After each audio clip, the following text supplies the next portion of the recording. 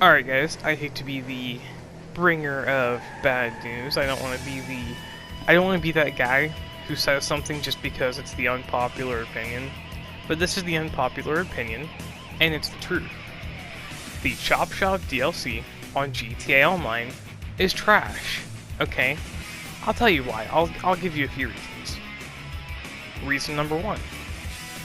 You can only do the missions so many times per week before Rockstar says, nope, you've made too much money this week, come back later. That doesn't make any sense. You want more player engagement, you want more people playing your game. Why tell them they're making too much money and that they're not allowed to make any more this week? Oh yeah man, you've made too much money this week, come back later. Sorry. No sorry, screw you. Number 2, we are missing a feature that was announced to be coming on launch.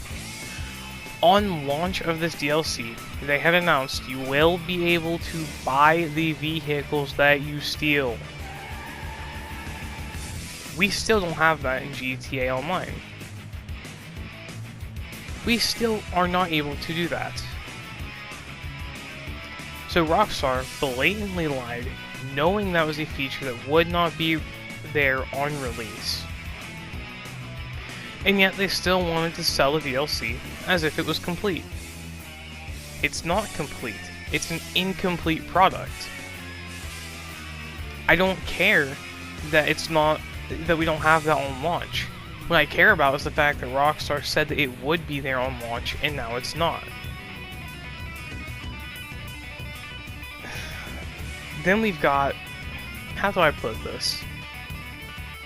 Yes, I'm glad we can use the tow truck. No, I am not happy about the fact that it is locked to missions only for vehicles you can tow. That's great for RP. Having a tow truck is great for RP. But what good does it do if you can only use that inside of a mission and only to tow mission vehicles? And I don't want to hear some Rockstar fanboy saying, oh yeah man, it's because griefing. We have the Oppressor Mark II, do we not? Rockstar encourages griefing, do they not? They encourage cargo griefing. Rockstar incentivizes people to go and grief each other.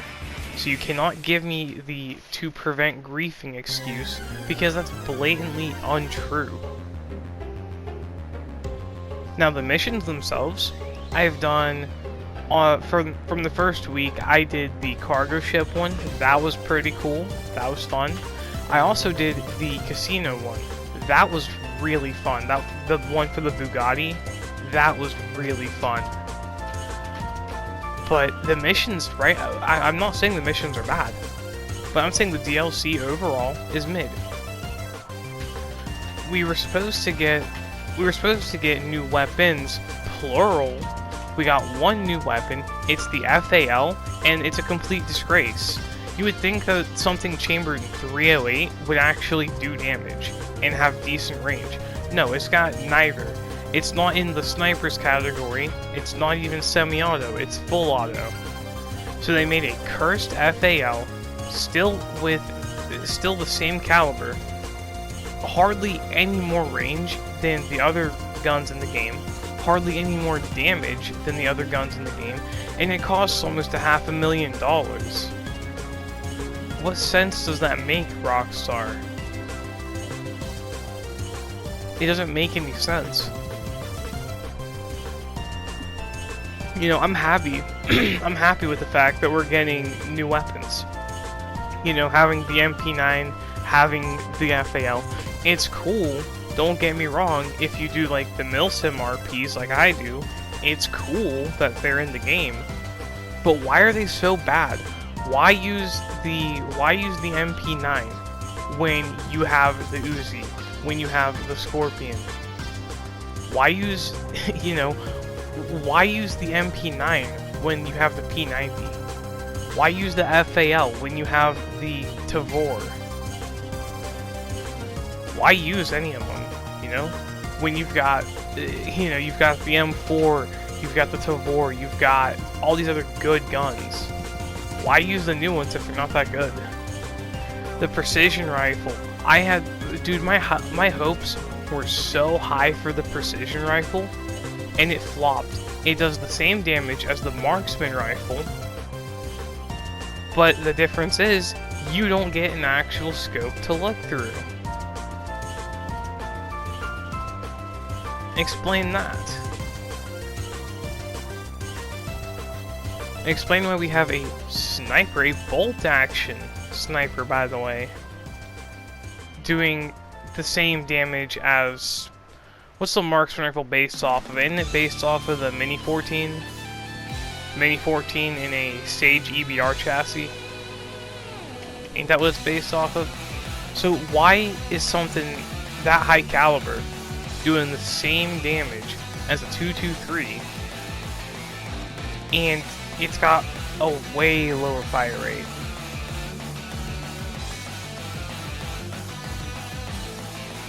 Explain that one to me.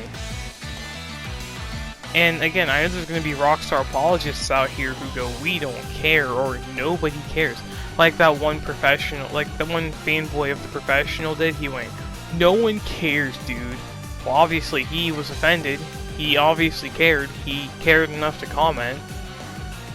And I'm not saying he's a bad guy or he's stupid or whatever. I'm just saying it doesn't make sense to tell someone that nobody cares when you obviously do.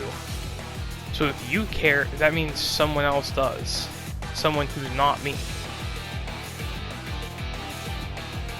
And I know it's kind of a lame excuse, or something like a lame comeback or whatever, but it's true. All of you know it is true. But this GTA DLC, it's underwhelming. The new content is cool, but the new cars, meh. That's all I can say. There's like 3 vehicles. As of right now, there's like 3, maybe 4 vehicles from the new DLC I would actually buy.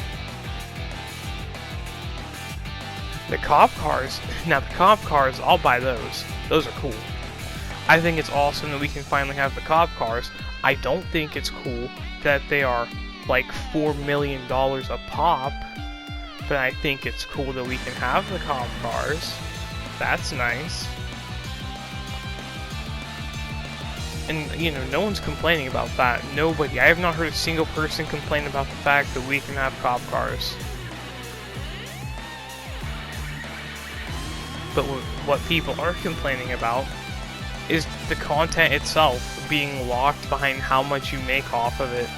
So just be warned, and I'm pretty sure you can only do each robbery mission once a week, I think. I'm not entirely sure. Somebody can correct me on that if I'm wrong. But it's ridiculous, bro. It is ridiculous. I mean, Rockstar, I thought you guys were learning. We're gonna have to actually boycott your company altogether. I mean, look at what happened with the, what was it?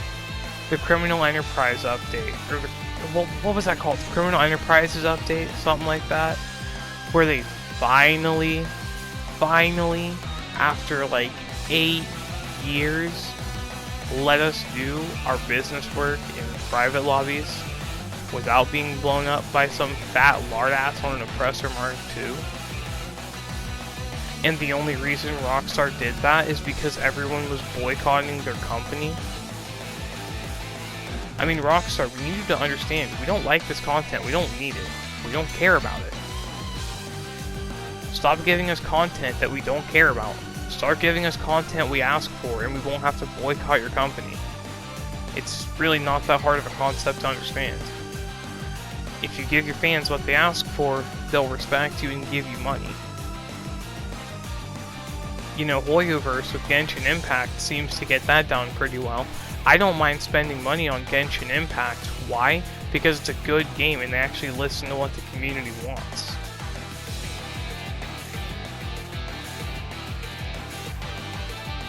I don't understand. They're becoming like Ubisoft.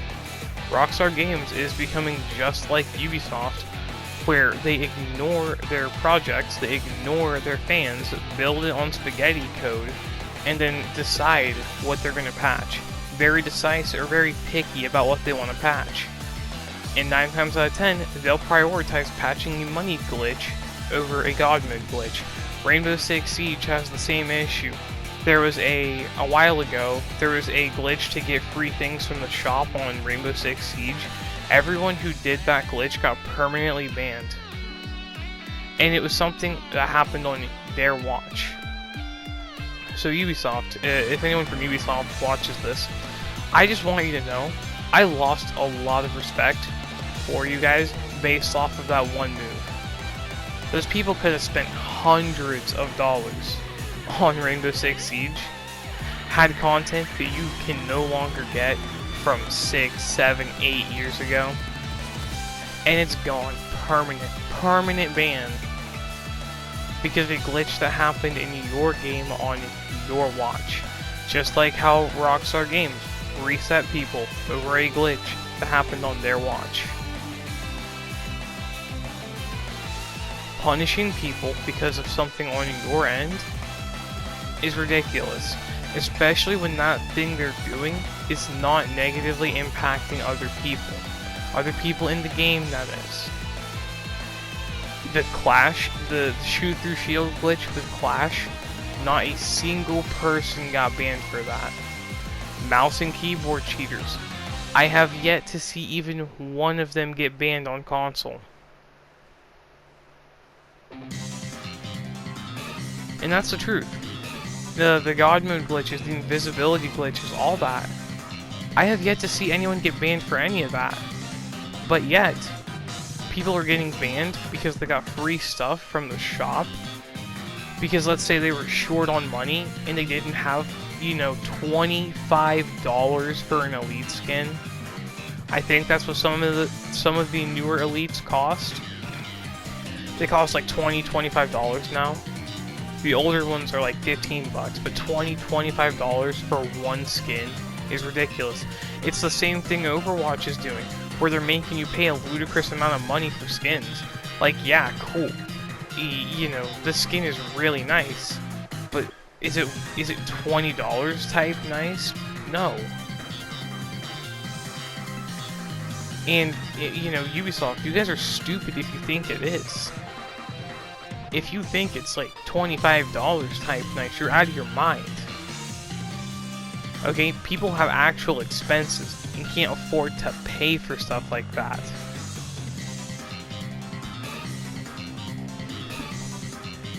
So, I mean, I don't understand. The game hardly... I can't say that Rainbow Six hardly works. I can't say that. What I can say is... mouse and keyboard cheaters don't ever get banned on console.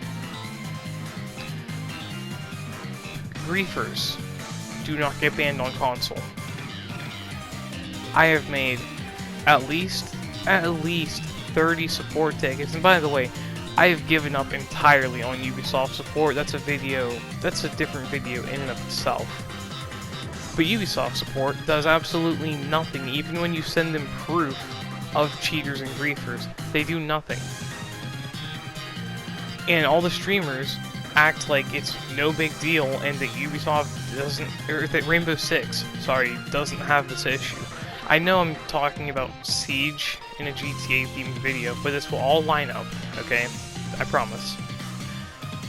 Only big streamers, only when it happens to a big streamer, do the cheaters and the griefers get banned. GTA, only when it benefits you do you get banned. I used to do, this was during lockdown, by the way, don't judge me, but this was during lockdown, so we all had nothing to do. Nobody had anything better to do during lockdown, so I used to do the God Mode Jet glitch. Thing is, I never got banned for that. I never even got punished aside from bad sport. And the only reason I got bad sport is because I kept blowing up personal vehicles. I had people from Rockstar spectating me because of how many times I got reported. And I didn't get banned. I got bad sport for what, a day? No, I'm sorry, I got bad sport for 2 days. And then I got out, and like a week later, I got put back into bad sport for 4 days. And I said, yeah, I hate this. I'm going to play legit now because I don't like bad sport lobbies. But that's what GTA Online has come to. They don't punish the people who actually make the game unfun. They punish people who just want to enjoy the game. And Ghosts of Tabor has a similar issue, although not as bad. I will admit, not even close to as bad. But Ghosts of Tabor does have a similar issue with a very toxic segment of the community, like a very bad... I don't want to say the community itself is bad, but there are definitely a lot of bad members of the community. Because I got killed by an actual hacker on Ghosts of Tabor, and the problem with that is that there's no report button, so he'll never get banned. And I have the screenshot of the death card.